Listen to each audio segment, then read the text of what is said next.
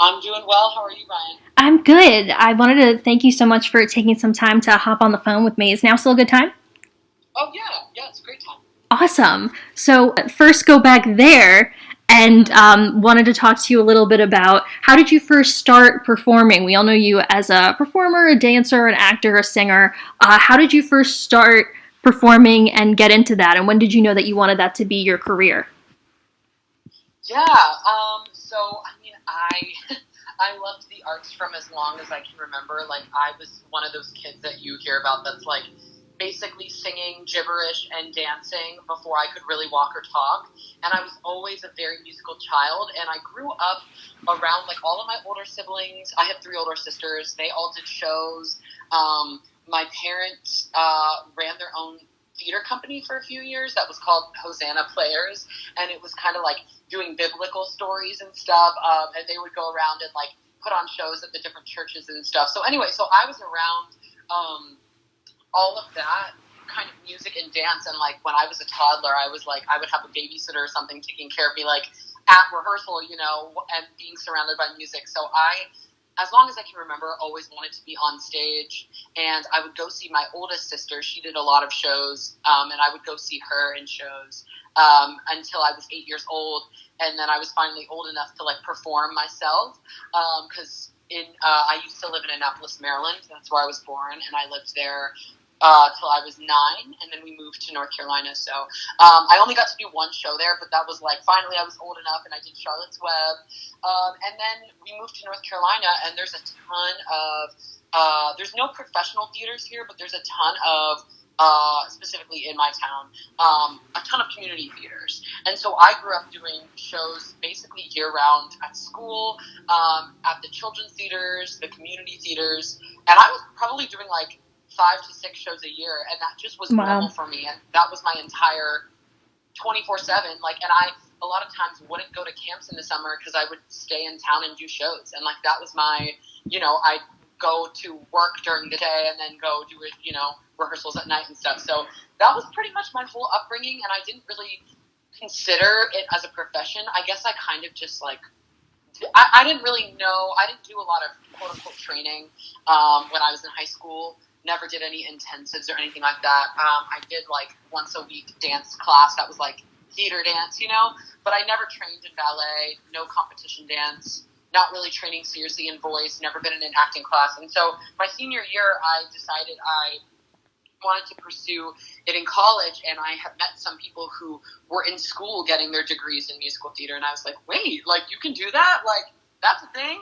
And so I ended up auditioning for some schools, and I went to Elon University in North Carolina, which has one of the top BFA programs, and I guess I kind of didn't realize that at the time, and then I got in and I went there, and I was like, oh my God, like I had in over my head.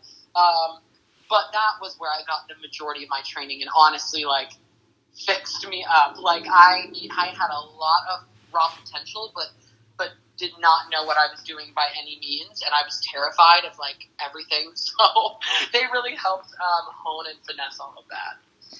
Yeah, that's so interesting because I think about how when people think musical theater, like Broadway's the first thing that they think of, but depending on what state you grew up in, your impression of musical theater can be so vastly different compared to anyone that lives somewhere else in the country. So it's super interesting to see that and how depending on where you grew up, that kind of influences how you feel about the craft. Oh, totally. Yeah, I think my first time ever even going to New York, I was 16 years old, and we went on a choir trip to New York that we all sang at Carnegie Hall. There was like this whole like a lot of, because I went to a Christian high school, and a lot of different schools around the country all met, and we sang at Carnegie Hall. And like I think Phantom of the Opera, we saw that. And then I in high school did like I think 2 other trips to the city, because at that point I was starting to like consider going to school for it and like seeing shows and stuff. But yeah, I mean, my perspective of musical theater was just like literally like I think it's funny because my videos and my content online would lead you to believe that like and lead people to believe that I'm very much like grew up a theater kid and like being like a fan of theater, and I, to be perfectly honest, didn't know anything about like the Broadway divas. I didn't know anybody's names that was acting on Broadway, or the only musicals I knew were the ones I was doing in town. So like it was something that I did because I loved it, but I never like studied it, you know. And then when I got to school, I was like, how do y'all know all of these actors' names and all of these shows? I was like, what is all of this? So I really did. It was like a very eye-opening experience. And some people grow up like loving, and they're truly fans of Broadway. And I was watching American Idol, and that was what I was doing. That's so cool, though. Yeah, and it's like once you step into that world and you realize how much stuff there is to find out, all of a sudden it's like, what's this person saying? What's that person saying? What's the year that this happened and that happened? And it's like there's a whole world behind it. Yeah, totally. So you mentioned that you make content online. I know you from TikTok. I feel like you're one of the founding members of Broadway Tock, pretty much. So how did that come to be? Was it just something that came to you this year? Was it something that you started before the pandemic started? Where did the idea for that kind of content come from? And were you surprised that so many people reacted to it and so many people flocked to it? Yeah, I mean, I kind of similarly to a lot of people, I got into TikTok during the pandemic. I had an account already. I had gotten an account, I think, back in January of 2020. And I specifically remember I downloaded it because I was doing the world premiere of a new show called Bliss that we were doing in Seattle at the Fifth Avenue Theater. And so I had a costume in the show that was like a unicorn. And I was like, I will regret it if I don't do like a silly TikTok dance in this unicorn outfit and have it for myself, you know? So I downloaded the app, and that's the only video I had made. But I was starting to watch people's things, and I was like, oh, this is fun. And you know, I, at that time, was like, I think a lot of people think negatively about TikTok from the outside because you're like, oh, it's just a bunch of kids and teens dancing, and, you know, you think of it as one thing, and you, like, once you're on it and it starts cultivating a For You page for you of your humor and your interests, it's like, wait, this is amazing, and it can suck so much time out of your day, but it's unlike any other app. Like, I really love it so much. And like any app, it has its pros and cons. But I basically started, when everything shut down mid-March, I came home to North Carolina, and I used to make YouTube videos when I was younger. I used to have a channel, and I had a pretty sizable following for back then, back when I was like, 13, 14, 15 years old. But I stopped making videos because I got busy. I also was like scared of the internet. I got cyberbullied a lot, and I was like, the internet's a scary place. So I was like a closeted, gay kid who was like, I'm scared to put anything out there and be made fun of, so I stopped. But at that time, my sisters had gotten me all these wigs, so when I came home and I was like cleaning out my childhood bedroom and closet and everything, I found all these wigs. And that's kind of what inspired me to start making videos again. I was like, why not? And I didn't set out to do anything. And for a few months, I didn't take it very seriously. I was just using it very casually. And then I think in around August or September of 2020 was when my account really started taking off, because I started finding kind of my niche. And automatically doing theater content is just, that's what I know. And so that's stuff that I'm able to joke about and make fun of and like, have humor about, because it's what my life is as an actor. And so, when I started doing my Broadway mic on-off videos in August or September, that's when it really started taking off, because I think people really loved that they kind of got a peek behind the curtain a little bit. Broadway seems very elite and elusive and very like, ooh, Broadway. But it really is like, we're all just a bunch of theater kids and nerds and like people who love what we do, and we just are like big goofballs. And so there's a lot of really funny behind the scenes and on stage stuff that happens, especially in Book of Mormon that I was in for 2.5 years. That's just like a romper room show. Like there's just like anything goes, and the cast is chaotic. So like there would be so many crazy things that happen. So most of my videos are like true stories, or are semblances of true stories. And I think people just kind of liked seeing behind the scenes, because a lot of people have always thought of Broadway as like such like a taking itself so seriously. And there definitely is some of that, but like ultimately we're just a bunch of goofballs. And I think people are having fun seeing that side of it, and also from someone who is on Broadway and like can attest that it is truthful, you know?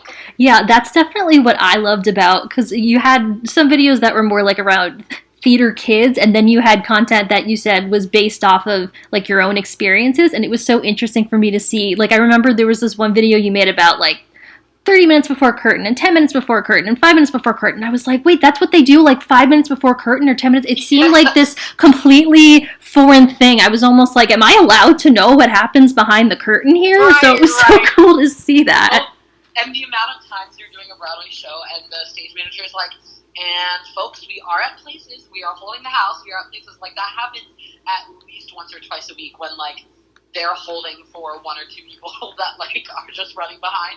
And it has been me. I will really own up to, especially during intermission, because intermission is actually deceivingly short when you have to change completely out of one wig and costume and run to, you know, to change into another one. And then you might have to go to the wig room to do that, but you also need to go to your dressing room to like eat an apple or something. You know, like you're running across the theater a few times during intermission sometimes and have to leave certain stuff in certain bins. It's very like, backstage is very choreographed, and as a swing I kind of had to know all of that, but sometimes I'd be like, this intermission was too short, like I couldn't even eat my apple. So sometimes that does happen, you know. That's awesome, though. I love being able to see stuff like that. And it seems like, in a way, it's also kind of educating people in a way. I know there are lots of musical theater fans that they dream of being on Broadway, so it's very nice to give them an opportunity to see, like, this is what it's really like and kind of have that realistic take on it. So I also want to ask you, since it's like you've been teaching so much to your followers and they've been learning a lot from you, is there anything that you've learned from being a part of the TikTok platform, anything that Broadway Talk has taught you? Well, it's really like, I mean, the humor on there is amazing, and honestly, that in and of itself teaches me a lot. And obviously, it's really, I love being on the app because I feel like I am able to like keep up with all of the trends and like the whole Ratatouille thing, like I was able to be a part of because I was on the app, you know? And so that kind of stuff I really love. And also, to be perfectly honest, I feel like as actors in the business, it's very much a lot of times just like go, go, go, and you're like going to an audition and then the next audition and then your show and then rehearsal for this. And sometimes it can feel monotonous. For me, being in the Book of Mormon, as amazing as it was for 2.5 years, you are going and doing the same show every single day. So it's it's still work. It's still like a job. Work. Yeah. Yes. And like some days you're like, I really don't want to do like, and it's hard because you have to shift your mindset, because some days your body and your voice might be crying out to you like, please rest and take a day off. Yeah. And you like can't. Or you can, but you just like choose to push through because you're like, I don't have any more sick days. I've been sick enough.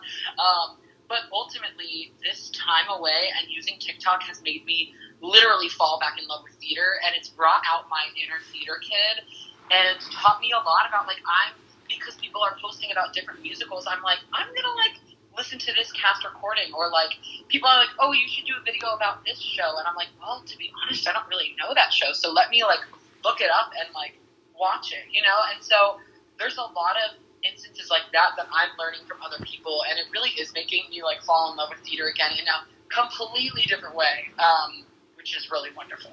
Yeah, that is so cool. That kind of reminds me of, I see videos all the time there that are about like alternative or audition songs. Like, if you like this show, you'll really like this show. Or have you heard of this show? Or did you know that this show has to do with this show? And it's so cool that it kind of like expands the world. So since there are so many videos like that are like, if you're used to using this audition song, try this one instead. Do you have a go-to audition song? Ooh, I have a few.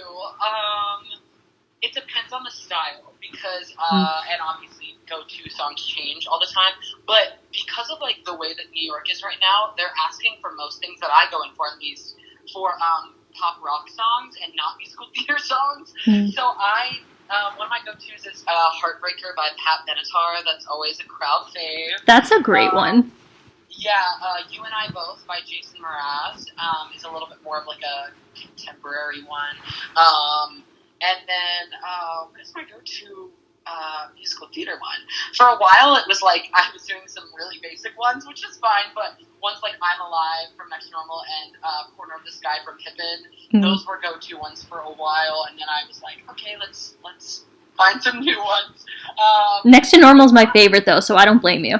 So good. Oh, that was a huge obsession of mine my like senior year of high school. That was one of those shows that like it's still a dream show. Yes, I think that came out. I forgot exactly when that came out, but I remember I went to go see it on my 16th birthday, and I had just done the PSATs, so I was like not in a great mood. And then I went to go see Next to Normal, and I was like, this is the greatest thing ever. I will be thinking about this every day for years and years. And I became instantly obsessed with it. I love it. It's so good. So if you had, would you say that your go-to audition songs, even for musical theater, are different than like your favorite musical theater song? So if you had to, that's a very strange question to ask because there's so many options, but do you have like one favorite musical theater song of all time, or one song that you relate to, or one that you'd want to perform more than anything? Do you have one of those? I mean, I honestly... this is so cliche, but I'm saying this for a few reasons. Because I was supposed to play Jack Kelly in Newsies this past summer, and that got canceled, so I'm hoping that I still get to one day. It's a huge dream role, and Newsies has been one of my favorite shows for the longest time. It was one of the first shows I saw on Broadway. That baby, I was like, that's what I want to do. And I have to say Santa Fe. I think it's like one of the best musical theater like driving ballads ever written. Like for men, I think, it's just like, it's iconic for a reason, you know? Yep. And I think, or at least stuff that I've seen during the pandemic, I think more people have gotten into it because Newsies has been always a hit, but I feel like now more people have had the time to watch clips from it and re-listen to the soundtrack. So I feel like and hopefully, it's on Disney Plus too, right? yes, exactly. So I feel like once theater kind of gets more back to normal, there's going to be like a big Newsies push that I think we can expect that. I hope so. I've been cast in that show 3 times now, and I had to drop out of 2 of the productions because I got cast in Book of Mormon. So obviously that was like, you know, a cool thing, but like the fact that it's been either and then canceled because of COVID, and I'm like, that is just my dream show. I need to be in it at some point before I'm too old and my bones are too old to do all those toe touches. Yeah, so gotta make it happen. It'll happen. I feel like hopefully this will be the year sometime soon. It'll definitely happen. Yes. So speaking of when theater comes back and when Broadway comes back, as a performer, is there anything that you anticipate being not necessarily the biggest change, but obviously when theater does come back, it's going to be very different, whether it's like smaller audience sizes or social distancing and things like that. Is there anything that you, from behind the scenes of theater, are really anticipating being one of the biggest changes? That's a really good question. I honestly feel like in a lot of ways, like I have no idea what is going to happen. And obviously there's like certain shows or certain theaters that are trying to find ways and have everyone vaccinated and things like that. I think like that's the biggest. I think that that every show is going to require their actors to be vaccinated because otherwise there is no way to social distance backstage in most theaters, and especially not Broadway theaters. So you really have to have everyone like being really careful and safe. I would love to. I mean, the cool thing during this time is that theater in a lot of ways became more accessible. For one, I definitely I think everyone's gotten a little burnt out and tired of the virtual productions. There's some really great aspects to it, but ultimately, like, it just doesn't replace the real thing. And so I think I'm excited, though, to see them incorporate aspects of that and incorporate, like, okay, we're going to do a run for a few weeks, but we also have the rights to film this and stream it, and making theater more accessible to people who might have more serious health conditions and can't leave their homes or live in other areas of the country. Like, they should be able to get to experience Broadway shows, too, even if they can't fly to New York every year. So, like, I'm excited to see that, and, I mean, like, Diana is... that musical is doing a Netflix filming, and like I'm intrigued to see how that could hurt or hinder shows, or if it'll actually help boost the excitement for shows, and then people are like, oh, I want to see that in person, like how Hamilton is. Like a whole new slew of people are now obsessed with Hamilton because of that, you know? Yeah, you're right. That's going to be super interesting to see. I feel like it is kind of one of those things where we can kind of come up with an idea of what we think is going to be different, but we're never going to know until we're back in the theaters exactly how it's going to go down. So I'm pretty curious to find out. Yes, I agree. I did hear Dr. Fauci. He said that he wants to go see Hamilton again once theater opens up. So hopefully that means that it'll open up pretty soon and that people will have the chance to go see all these shows. Yeah, I mean, I personally think there's what they're doing in New York. They're using like Broadway theaters and stuff to do like pop-up shows for like 100 people at a time, but like are casting like celebrities, and I'm like, they're not the ones who need the coin. Yeah. Like, let these Broadway actors like have a moment, and I don't know what the answer is, and I know that's their way of trying to say, hey, we care, like we're not forgetting about you, because the theater industry is one of the only ones that is still affected as much as it is right now, and totally shut down everywhere. Yeah. So we'll see, and it's up to the union, of course, to decide what's safe and what's not. Mm-hmm. Yep, we'll see. That's going to be interesting to see once that rolls out. But also, since you were mentioning how there have been some Zoom performances and things like that, I did want to ask you a couple questions about the Ratatouille musical and what that experience was like. First, did you find out about the Ratatouille musical through TikTok? Did you have a certain reaction to the idea of having a Ratatouille musical before you were involved in it? Because I feel like it took on a life of its own, and then they were like, hey, we could actually put this on. But the way that it lived before it went into production was like a whole lifetime of its own. Oh, yeah. I mean, I think a lot of people are going to try and replicate what happened with Ratatouille, but you can't, because it's just like, what happened? Like, no one really knows. Yeah, I feel like everyone's also kind of like, did that actually happen? I feel like it did, but did it? Was Wayne Brady really in that? We think we know, but can we be really sure? Right. I do feel that way. But yeah, I mean, so I was like kind of watching the trends happen literally from the get-go pretty much, because I'm seeing the people using the audio of the yep. original one.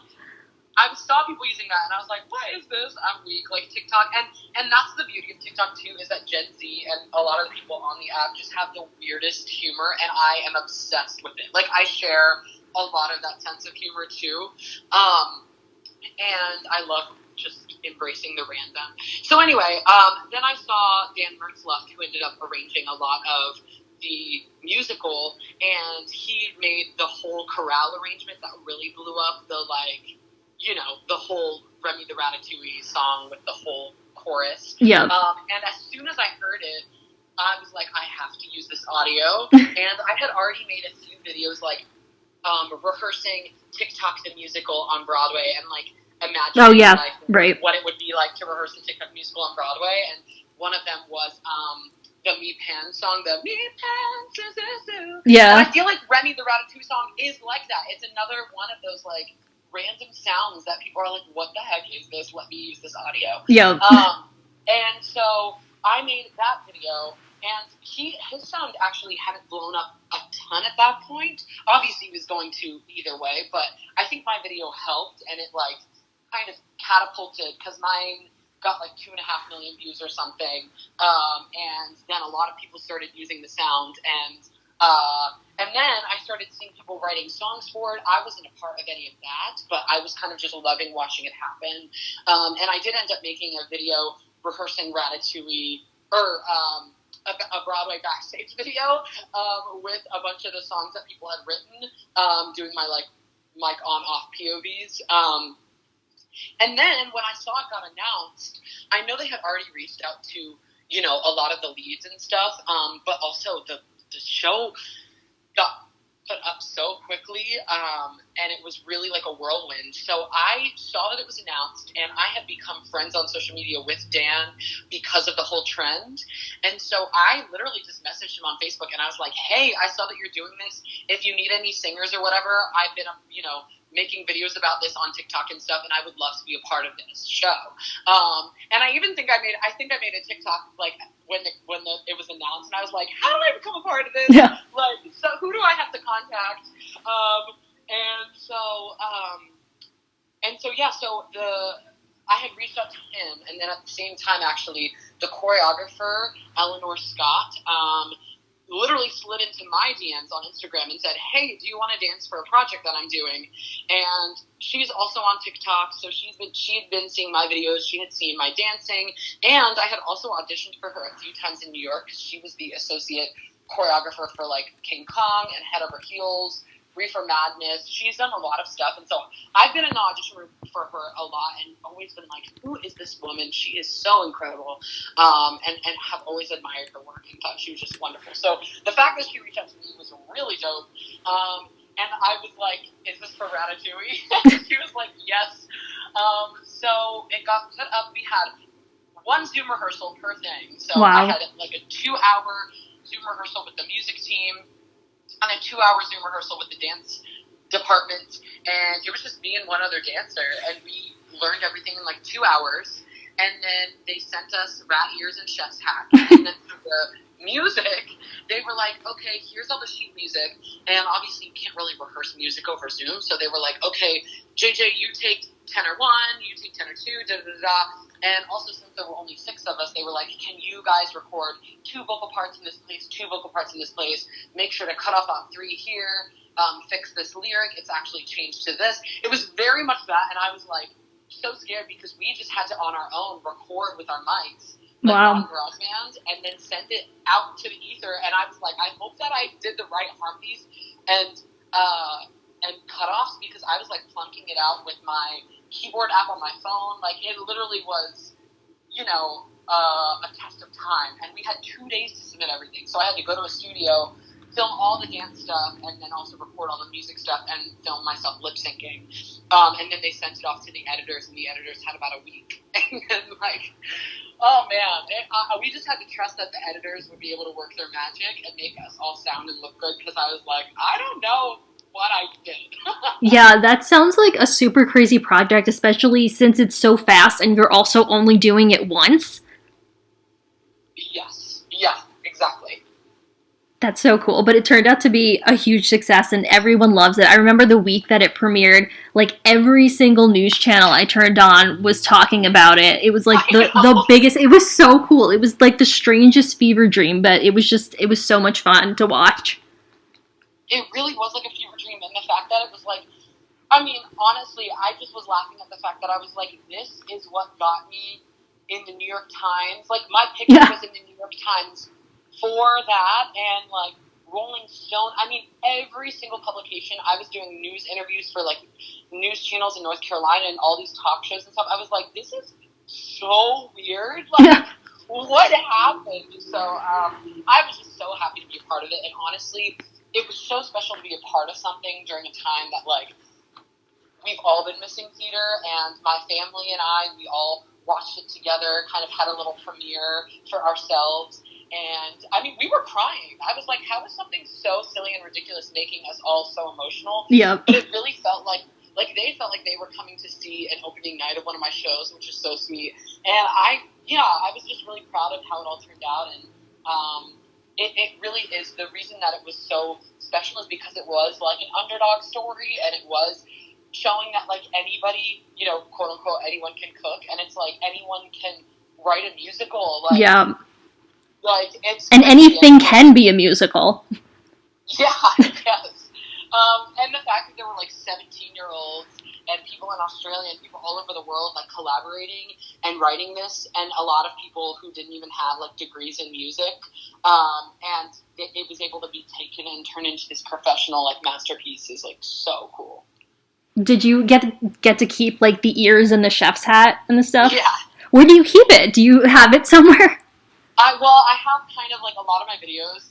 LOL. I have like a kind of biggish closet, which is kind of random, but I make a lot of my Broadway POV videos in there just because it's quiet and I like, I don't have a lot of space, but like I keep all of my wigs and costume pieces and stuff on like this shelving unit, and I just have them all in there. That's so cool though. It's like a treasure trove of different stuff, it sounds like. Yeah. That's awesome. Do you have a favorite TikTok video that you've made? Oh, people always ask this. And that's hard. I mean, Also, you've made so many, so it's like there's a huge amount to pick from. truly. Um, yeah, I mean, ultimately, I think I'm really proud of the Broadway like on-off ones, Mm. and especially like the quick change ones. I don't know. I just like sometimes come up with those, and the way I came up with them for the first time was I was just thinking about like Waitress the Musical, and I was like, what do the ensemble people talk about when they're fake talking on stage? I was like, those actors are sitting in those booths on stage for like 5 to 10 minutes at a time.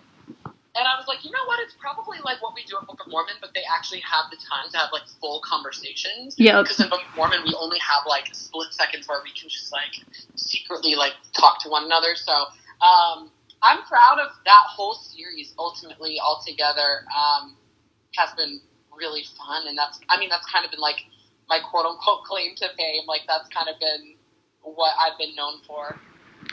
Well, I just saw the other day when you uploaded like the Real Housewives of like Broadway divas, and like instantly I was like, this is gonna be my new favorite thing. So I hope that becomes a huge series.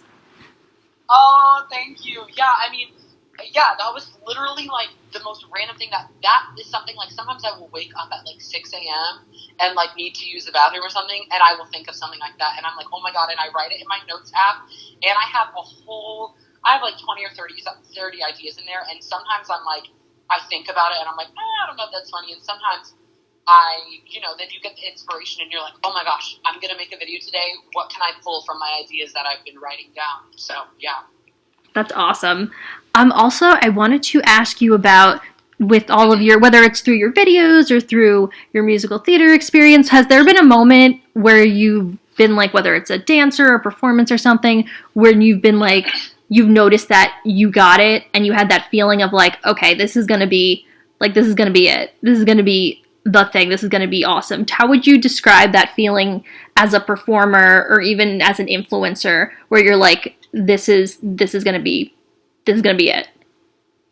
Okay, well, the truth of the matter with in terms of social media is that like that feeling can be wrong. The algorithm sometimes it's not your friend, and sometimes you're like, oh my god, this is gonna be so funny.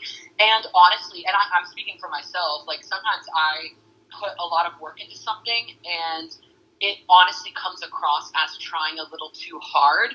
TikTok and the humor on that app is so specific in a lot of areas that people really like when it's raw, authentic. It feels like spur of the moment, like this person just came up with this idea and did it or said it, instead of really carefully thought out and planned. Sometimes that works, but for me, a lot of times there's videos that I'm like, oh my gosh, it can be really frustrating when you're like, I worked for an hour or 2 hours on this and nobody's seeing it.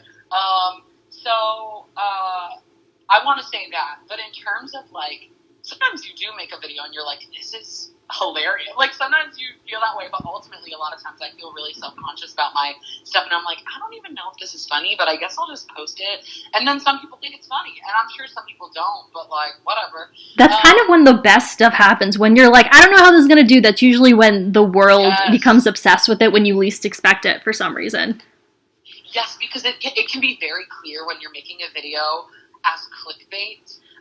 And sometimes it's like I do it and I'm like, oh, maybe if I post my performance from this show, like it'll get a lot of views. But like it's kind of sometimes a lot of times people can see right through it and they're like, why are they like doing this, or why are they saying this? Because it's very clear that it's for clicks and for views, which does the opposite effect. So I've learned those lessons, and that's something that is kind of just a trial and error.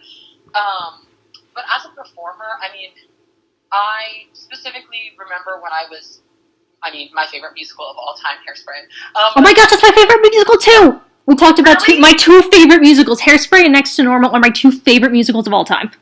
Oh, both incredible shows. Hairspray is the only show I've done 3 times. And it's the only show that I've been in that I've said to myself, like, I could be in this for 10 years and I would be so happy. I love that show, and I love when a show can be that joyful and exuberant and fast paced, but also like really important and meaningful. Yeah. So I was doing the production of Hairspray when I was in high school, and I remember like the director the director had a friend who was working in New York and came to the show and pulled him aside and out of the ensemble, like, pointed me out and said, that one has it. That one's going to make it. And he said that to me. And I feel like when someone speaks that into your life, like, that director specifically, he also was, at the time, had a production company that was operating out of New York and stuff. And he was the one who told my parents, if JJ really wants to do this as a career, he can do it. He just needs to train. He needs to go to college for it and train, but like he has it. And that's when my parents started being like, okay, like, really? I guess so. And so then we started taking it seriously. That was before my senior year of high school. And I specifically remember a moment in college. We have a class called performance in music theater, and it's basically like learning how to act through song. And it took me a while to break down a lot of walls and connect how to, like, storytell, how to be authentic, use my own experiences and pain or trauma or whatever, and use that to fuel my art. And that obviously is, like, a tricky road because you don't want to take it too far, but I needed to learn how to, like, unlock myself because I was very closed off, and I would just go on stage and, like, riff and, like, sing like a pop singer because, again, grew up watching American Idol and that's what I wanted to be like. But I didn't know how to connect. I didn't know how to, like, tap into telling stories. And I remember that year, my sophomore year of college, having a breakthrough moment where it clicked. Like, I set up a story for myself. I set up a scenario about myself and my boyfriend. I did all of the prep work, and I got into class and performed it, and it just clicked. And I was like, this is how you tell stories. And I was like, I can do this. I can tell stories. I just unlocked something in myself that's, like, truthful and raw and real, and I can provide. And to this day, it's still one of my favorite songs to sing. It's Monticello from Edges, if you've heard it. And I sang it for, like, my senior showcase, too. So, yeah, that's kind of a moment where it really, really clicked for me. I love it. That's such an awesome story. And that kind of leads me to what's going to be my final question, which is, what's one affirmation or one thing that you think every young talent should hold on to if this is something that they want to do as their career? Ooh, that's hard. That's really hard. I mean, to be perfectly honest, something that I have learned this year, kind of, like, I spent a lot of my life hiding my light under a bushel, and trying to fit into molds, trying to be, like, kind of cookie cutter and being like, well, I can dance in this, or I can kind of sing like this person, and maybe I can play a role like this person, instead of, like, embracing who I truly was. I was trying to replicate other people's voices and careers, and it really took this pandemic to show me that there is so much power in being 100% unique and authentic and who I am. And you can't get everyone to like you. So, like, I spent a lot of my life trying to be a people pleaser, have everyone like me, trying to be cast as everything or whatever, instead of just, like, appreciating who I am and using that as power, and using my individuality as power. And ultimately, the kind of advice I want to give to anyone out there is that, like, no matter what you do, someone is going to have something to say about it, whether it's positive or negative. You could be living the most reclusive life in the middle of the woods, and someone knows you. Someone out there will still be like, oh, like, that person chose to live, like, in the woods. Like, I don't know, like, people are so stupid like that. And you could try to be the nicest person and get everyone to like you, and no one will always like you. Like, you're not ever going to get that because we don't even like everyone. Like, we don't. So why would you want someone else to? So I think that kind of understanding that, and kind of I've learned this year how to really genuinely, like, take in that and learn how to not care what anyone else thinks. And I've said that my whole life, like, oh, I don't care what they think. But, like, I'm truly, actually, for the first time experiencing that. And it's ironic that social media, which could be seen as like a form of seeking validation has taught me how to not need validation from others. That's so cool. Yeah, it's been a very interesting time, and I think as actors, like, this time has also taught us that, like, you know, our success is not linear, and our careers are not linear, our lives are not linear, and your success can't just be wrapped up in, like, what job you have. Success takes so many different forms of how you live your life. And so don't be so caught up on this linear path of, I need to, you know, go to school and book Broadway and book this show and do all of these things, because life might take a detour. It might take you in another direction. This entire year has been a detour for everyone's careers. Yep. And you have to learn how to be happy with that, and don't be afraid to seek out how to create content and art outside of that, because there's so many, like, great options, and there's so many things that you can do creating on your own. You don't need someone to tell you you're right for a role or right for something. You can make that on your own, and you can do that on your own too.